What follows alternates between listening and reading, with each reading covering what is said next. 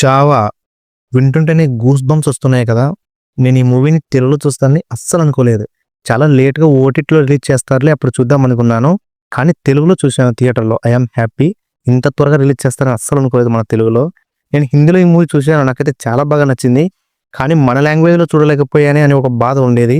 కానీ ఇప్పుడు తెలుగులో చూశాక అది ఫుల్‌ఫిల్ అయింది. ఇంకా స్టోరీలోకి వెళ్తే ఛత్రపతి శివాజీ చనిపోయిన తర్వాత నుంచి స్టోరీ స్టార్ట్ అవుతుంది. శివాజీ కొడుకు సంభాజీ ఎలా రాజయ్యాడు, రాజ్యాన్ని ఎలా పరిపాలించేవాడు, తన ఫ్యామిలీని ఎలా చూసుకునేవాడు, తన బిహేవియర్ ఎలా ఉండేది, యుద్ధం చేయాల్సి వస్తే ఎలాంటి వ్యూహాలను ఉపయోగించి చేసేవారు, తను కూడా ఛత్రపతి ఎలా అయ్యాడనేది ఈ మూవీలో చూడొచ్చు. కానీ డెప్త్‌గా చూపిలేదు. ఇంకా యుద్ధాల విషయానికొస్తే ఈ మూవీలో మొత్తం 6 వార్ సీన్స్ ఉంటాయి. నాకైతే వార్ సీన్స్ చాలా బాగా నచ్చాయి. ఎందుకంటే స్లో మోషన్ సీన్స్ ఎక్కువ ఉండవు. యుద్ధాలంటే మళ్ళీ పెద్ద పెద్ద యుద్ధాలు అనుకోకండి, త్వరగా అయిపోతుంటాయి. క్లైమాక్స్ వార్ అయితే చాలా రియలిస్టిక్‌గా ఉంటుంది. ఈ వార్‌లోనే సంభాజీ అనుచరులందరూ చనిపోతారు. అండ్ సంభాజీని కూడా బంధిస్తారు ఈ వార్‌లోనే. సంభాజీకి అయిన గాయాలు చాలా రియలిస్టిక్‌గా చూపించారు ఈ మూవీలో. అండ్ క్లైమాక్స్ లాస్ట్ 20 మినిట్స్ అయితే చాలా ఎమోషనల్‌గా బిల్డ్ చేశారు. అండ్ చాలా మంది ఎమోషనల్ అవుతారు లాస్ట్ 20 మినిట్స్ చూస్తే. చాలా బాధ వేస్తుంది. నాకైతే నిజమైన సంభాజీనే గుర్తుకొచ్చాడు. అసలు అంత పెయిన్ భరిస్తూ మన భవిష్యత్ తరాల గురించి ఆలోచించి తన ప్రాణాలను కూడా సాక్రిఫైస్ చేశాడని తలుచుకుంటేనే చాలా బాధ వేస్తుంది. కానీ ఇప్పుడున్న జనరేషన్‌లో చాలా మంది ఈజీగా మరో మతంలో కన్వర్ట్ అయిపోతున్నారు. నేను ఇలా ఎందుకన్నానో మీరు మూవీ చూస్తే తెలుస్తుంది. ఇంకా యాక్టింగ్ విషయానికొస్తే విక్కీ కౌశల్ అయితే జీవించాడనే చెప్పొచ్చు. లాస్ట్ 20 మినిట్స్ అతని యాక్టింగ్ వేరే లెవెల్‌లో ఉంటుంది. నేషనల్ అవార్డ్ అయితే ఖచ్చితంగా అతనికి ఇవ్వచ్చు ఈ మూవీతో. ఇంకా రిమైనింగ్ యాక్టర్స్ వారి క్యారెక్టర్స్‌కు 100% జస్టిఫై చేశారు. రష్మిక కూడా చాలా బాగా యాక్టింగ్ చేసింది. కొందరైతే తను మిస్‌కాస్ట్ అన్నారు. నాకైతే అలా ఏం అనిపించలేదు. చాలా బాగా యాక్టింగ్ చేసింది. అండ్ కొన్ని సీన్స్‌లో తన ఎమోషన్స్ కూడా చాలా బాగా వర్కౌట్ అయ్యాయి. నాకైతే వీరిద్దరూ మిస్‌కాస్ట్ అనిపించారు. ఎందుకంటే వీరిద్దరిని చాలా మూవీస్‌లో విలన్స్‌గా చూడడం వల్లనేమో యాక్టింగ్ బానే చేశారు. కానీ సపోర్టింగ్ క్యారెక్టర్స్‌లో సెట్ కాలేదు. ఇంకా ఈ మూవీ మెయిన్ విలన్ ఔరంగజేబ్.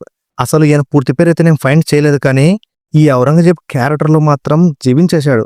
ఇతని యాక్టింగ్ చూస్తే ఈ మూవీలో నిజమైన ఔరంగజేబ్ ఒకవేళ ఉంటే ఇలానే ఉంటాడేమో అనిపిస్తుంది. అంత న్యాచురల్‌గా యాక్టింగ్ చేశాడు. ఇంకా మ్యూజిక్ విషయానికొస్తే సాంగ్స్ ఉన్నవి బానే ఉన్నాయి, కానీ బ్యాక్‌గ్రౌండ్ స్కోర్ నాకేం పెద్దగా నచ్చలేదు. 2 ట్యూన్స్ ఉంటాయి. అవి అప్పుడప్పుడు హైలైట్ అయ్యే సీన్స్‌లో వస్తుంటాయి. అవి తప్ప ఇంకా మిగతా బ్యాక్‌గ్రౌండ్ స్కోర్ ఏం బాలేదు. 2 వార్ సీన్స్‌లోనేమో వర్షం పడేటప్పుడు ఒక వార్ సీన్, అలాగే చెరుకు పొలంలో ఒక వార్ సీన్ ఉంటుంది. ఈ 2 వార్ సీన్స్‌లలో చాలా దారుణంగా ఉంటుంది బ్యాక్‌గ్రౌండ్ మ్యూజిక్. అసలు ఒక హిస్టారికల్ మూవీకి తగ్గట్టుగా ఇవ్వలేదు బ్యాక్‌గ్రౌండ్ స్కోర్ ఏఆర్ రెహమాన్ గారు. ఇంకా నాకు నచ్చని విషయం ఏంటంటే ఈ మూవీలో సంభాజీకి చిన్నప్పటి జ్ఞాపకాలు డ్రీమ్స్‌గా వస్తుంటాయి. వాళ్ళ నాన్న శివాజీతో మాట్లాడుతున్నట్లు. అప్పుడు ఒక మ్యూజిక్ వస్తుంది అల్లా అనే ట్యూన్‌తో. డ్రీమ్స్ వచ్చినప్పుడల్లా మ్యూజిక్ వస్తుంది. ఆ మ్యూజిక్ నాకు నచ్చింది. కానీ ఈ మూవీ మెయిన్ ఇంటెన్షన్ ఏంటంటే ఔరంగజేబ్ సంభాజీతో మా మతంలో చేరు, నిన్ను చంపకుండా వదిలేస్తాను అంటాడు. At the same time Sambhaji కూడా నువ్వు మాలోకి చేరు కానీ మతం మార్చాల్సిన అవసరం లేదు అంటాడు. అందుకే కదా సంభాజీని అంత క్రూయల్‌గా చంపేది ఔరంగజేబ్. మరి అల్లా అనే ట్యూన్‌తో అన్నిసార్లు ఎందుకు వాడారో తెలీదు. నేను ఏ మతాన్ని బ్లేమ్ చేయలేదు. మూవీలో ఉన్నది చెప్తున్నాను. నన్ను మిస్‌అండర్‌స్టాండ్ చేసుకోకండి. ఇంకా ఫైనల్‌గా ఒక గొప్ప యోధుని కొడుకు గురించి తెలుసుకుందాం అనే ఫీలింగ్ ఖచ్చితంగా ఉంటుంది సినిమా చూసిన తర్వాత. ఖచ్చితంగా ఒకసారి ట్రై చేయండి. ఇంకంతే ఫ్రెండ్స్ ఈ రివ్యూ. నా రివ్యూ మీకు నచ్చినట్లయితే ఖచ్చితంగా నా ఛానల్‌ని సబ్స్క్రైబ్ చేయండి. నాకు చాలా సపోర్టింగ్‌గా ఉంటుంది.